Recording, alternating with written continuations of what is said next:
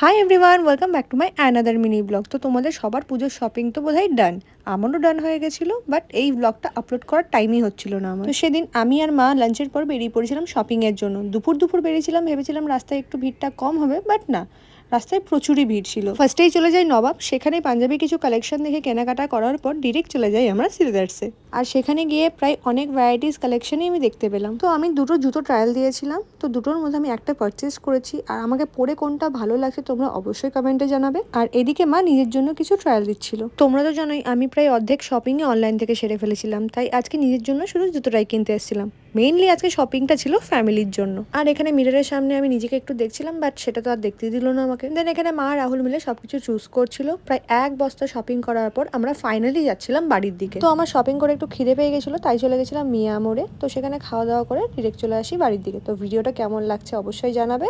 আজকের মতো বাই।